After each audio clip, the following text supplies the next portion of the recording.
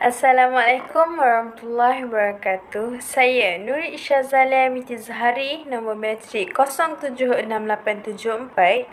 Saya daripada ISM Usuluddin dengan kaunseling SEM 4B. Saya akan membentangkan assignment daripada subjek kajian teks Nusantara. Kod bagi subjek ini ialah USI 31802. Tajuk assignment yang kami lakukan ialah siri ketujuh kitab Faridatul Faraid, iaitu sifat wujud dan kidam. Pensyarah kami pula ialah Ustaz Engku Ibrahim bin Engku Wa'zin. Ilmu Tauhid membincangkan kepercayaan kepada Allah Subhanahu Wa Taala, khususnya sifat-sifatnya.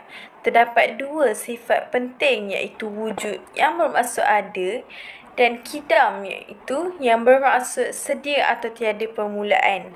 Penting bagi memastikan akidah kita bersih dari syirik dan kekeliruan, serta kita perlulah meyakini bahawa Allah itu tidak serupa dengan makhluk. Kitab Faridatul Faraid telah dijadikan sebagai bahan rujukan.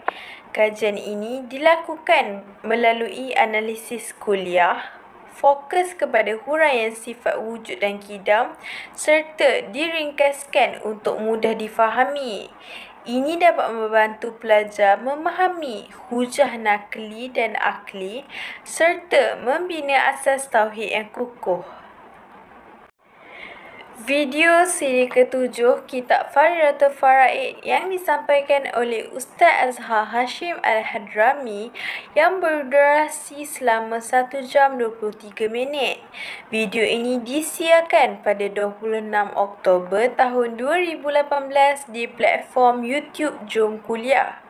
Video ini juga mendapat 11,000 tontonan, manakala mendapat 148 sukaan. Video ini memfokuskan tentang dua sifat wajib Allah, iaitu wujud dan kidam. Pendekatan yang digunakan oleh ustaz ini ialah pendekatan pengajian bersanad yang bersambung kepada Rasulullah SAW. Dalil nakli dan akli, contoh dan analogi yang mudah difahami. Tujuan video ini adalah bagi mengukuhkan akidah umat Islam dan menanam keyakinan terhadap keesaan Allah. Video ini juga sesuai untuk pelajar, pendakwah dan masyarakat umum. Ustaz Azhar Hashim Al-Hadrami. Beliau merupakan tokoh agama terkenal yang berpegang kepada ajaran Ahli Sunnah wal Jamaah. Beliau berasal dari Slim River, Perak dan menetap di Subang Bestari, Shah Alam. Beliau mendapat pendidikan awal di Pondok Al-Misbahul Falah, Kedah dan Mahat di Patani, Thailand.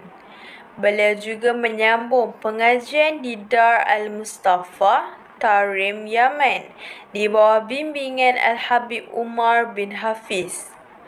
Beliau juga pernah mengajar di Pondok Derang, Kedah sepulangnya dari Yaman pada tahun 2005. Ustaz Azhar Hashim juga mengasaskan dan membimbing Majlis Ta'lim Rahmatan lil Alamin. Seterusnya, beliau juga terlibat dalam rancangan TV dan radio serta turut menganjurkan seminar. Wujud bermaksud Allah ada tanpa adanya permulaan dan bukan seperti makhluk. Sifat ini hanya ada bagi Allah dan tidak boleh dicapai oleh panca indera. Makhluk adalah semua selain daripada Allah, wujud selepasnya tiada dan hanya bergantung kepada kehendaknya. Makhluk bersifat mungkin al-wujud, iaitu boleh ada ataupun tiada. Manakala kidam pula ialah bermaksud Allah tiadanya permulaan, tidak terikat kepada masa dan tidak berubah. Terdapat beberapa jenis-jenis kidam, iaitu kidam zati, sifati, idafi dan zamani. Tetapi zamani ini tidak sesuai untuk Allah. Hudus pula bermaksud bererti baharu. hanya bagi makhluk, bukan bagi Allah. Siapa yang menyifatkan Allah sebagai hudus adalah kufur kerana Allah itu tidak berharu. Video ini menekankan kewajipan mengenal dan memahami sifat Allah sebagai asas keimanan. Penggunaan analogi mudah seperti warna hijau durian dan panjang kayu bagi membezakan sifat makhluk dan sifat Allah. Sifat wujud Allah tidak bergantung kepada panca indera atau bukti fizikal. Tidak serupa dengan makhluk. Sifat kidam bermaksud Allah tiada permulaan, tidak terikat dengan masa dan tidak berubah. Penjelasan sifat kidam penting sebagai benteng daripada fahaman menyeleweng yang menyamakan Allah dengan makhluk. Ustaz Azhar Hashim menggalakkan renungan diri iaitu melihat perubahan dan asal kejadian untuk memahami sifat hudus iaitu berharu kepada manusia. Sangat disarankan video ini sebagai rujukan utama bagi pelajar agama dalam memahami dan menghayati tauhid.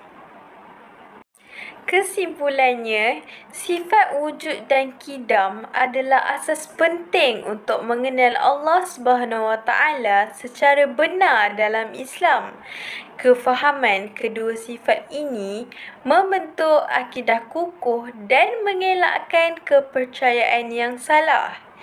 Kitab Faridatul Faraid juga menyampaikan ilmu tauhid secara sistematik, ringkas dan mudah difahami. Ajaran tauhid klasik daripada kitab ini masih relevan untuk menghadapi cabaran zaman moden. Usaha mendalami kitab Faridatul Faraid perlu diteruskan demi memelihara keimanan generasi kini dan akan datang. Ilmu yang disampaikan berpaksikan kepada ilmu sahih dan keimanan yang bersih. Sekian daripada pembentangan saya. Terima kasih.